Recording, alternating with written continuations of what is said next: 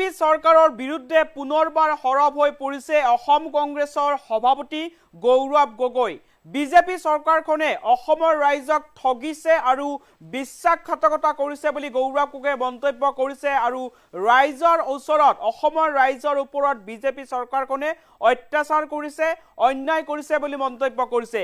দুখীয়াক ভূমিপট্টা দিম বুলি কৈ শাসনলৈ অহা বিজেপি চৰকাৰখনে এতিয়া দুখীয়াক উচ্ছেদ কৰিছে আৰু উচ্ছেদিত ভূমিখিনি আদানীক গতাই দিয়াৰ প্ৰচেষ্টা কৰিছে বুলি এতিয়া গৌৰৱ গগৈয়ে মন্তব্য কৰিছে।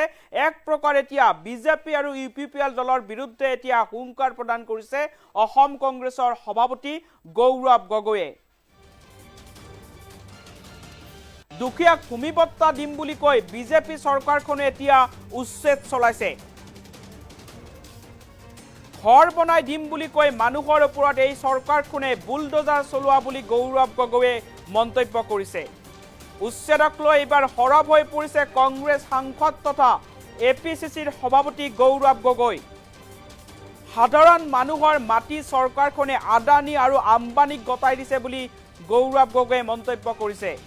বিজেপি চৰকাৰখনে অসমৰ ৰাইজক বিশ্বাসঘাতকতা কৰিছে আৰু ঠগিছে বুলি মন্তব্য কৰিছে। ৰাইজৰ ওপৰত এই চৰকাৰখনে অন্যায় কৰিছে, অত্যাচাৰ কৰিছে বুলি গৌৰৱ গগৈয়ে মন্তব্য কৰিছে।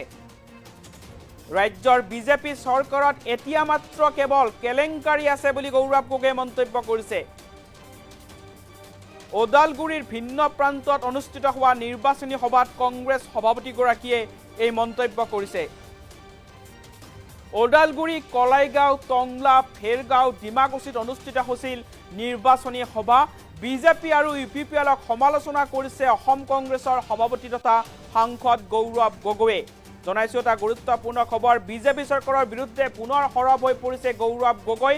দুখীয়াক ভূমিপট্টা দিম বুলি কৈ চৰকাৰখনে উচ্ছেদ কৰিছে, ঘৰ বনাই দিম বুলি কৈ সাধাৰণ মানুহৰ ওপৰত এতিয়া এই চৰকাৰখনে বুলডোজাৰ চলোৱা বুলি গৌৰৱ গগৈয়ে মন্তব্য কৰিছে আৰু দুখীয়াক কৰা উচ্ছেদক লৈ এইবাৰ সৰব হৈ পৰিছে কংগ্ৰেছ সভাপতি গৌৰৱ গগৈ। অসমৰ ৰাইজক বিশ্বাসঘাতকতা কৰিছে আৰু ঠগিছে বুলি বিজেপি চৰকাৰখনৰ ওপৰত অভিযোগ আনিছে। ৰাইজৰ ওপৰত চৰকাৰখনে অত্যাচাৰ কৰিছে, অন্যায় কৰিছে বুলি মন্তব্য কৰিছে কংগ্ৰেছ সভাপতি গৌৰৱ গগৈ আৰু বিজেপি দলৰ বিৰুদ্ধে সৰব হৈ পৰা দেখিবলৈ পোৱা গৈছে কংগ্ৰেছ সভাপতি গৌৰৱ গগৈ। কেইবাখনো নিৰ্বাচনী সভাত অংশ লৈ এতিয়া বিজেপি চৰকাৰখনৰ বিৰুদ্ধে গৌৰৱ গগৈয়ে হুংকাৰ প্ৰদান কৰা দেখিবলৈ পোৱা গৈছে।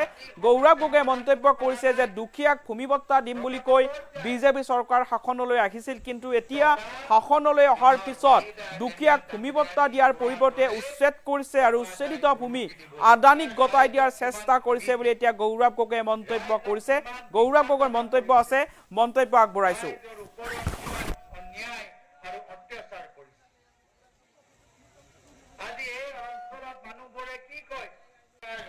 কিমান ঠগিছে, ৰাইজক কিমান বিশ্বাসঘাতকতা কৰিছে, ৰাইজৰ ওপৰত কিমান অন্যায় আৰু অত্যাচাৰ কৰিছে।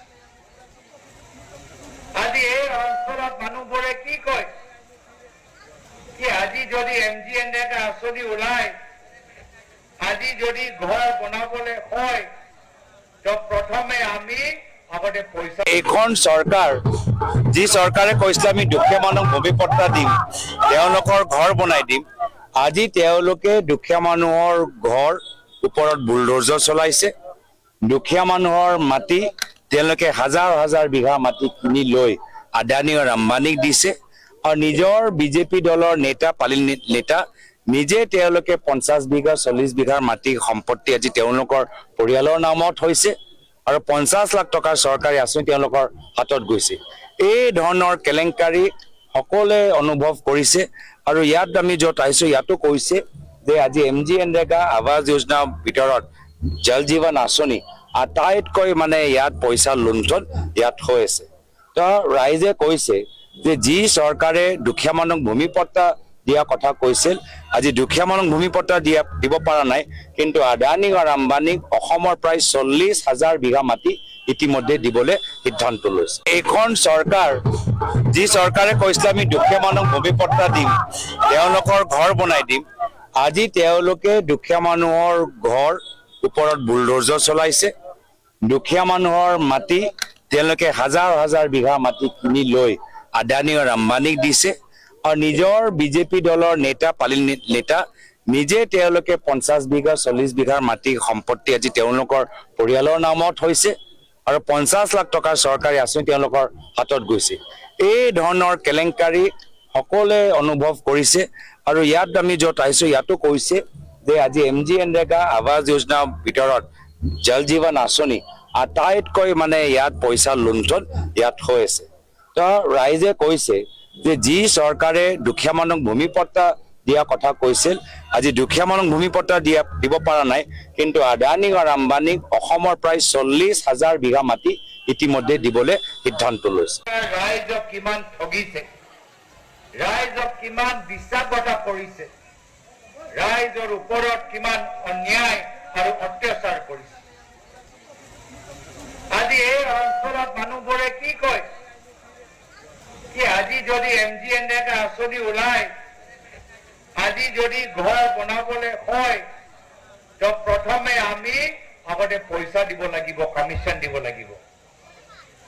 ইমান কেলেংকাৰী আজি তাৰিখত MGNৰেগা আৱাস যোজনা ঘৰত জল জীৱন আঁচনিত আজি তাৰিখত যিমান কেলেংকাৰী হৈছে UPPL আৰু BJP দিনত পূৰ্বত আমি কেতিয়াও দেখা নাই, শুনা নাই।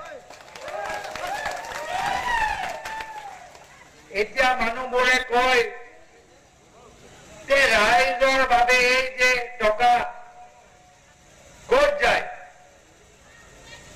এইখিনি টকা লৈ তেওঁলোকে ৰাস্তা বনোৱা নাই, এইখিনি টকা লৈ তেওঁলোকে মথাউৰি মেৰামতি কৰা নাই, এইখিনি টকা লৈ তেওঁলোকে আমাৰ হাতী সমস্যা সমাধান কৰিব পৰা নাই।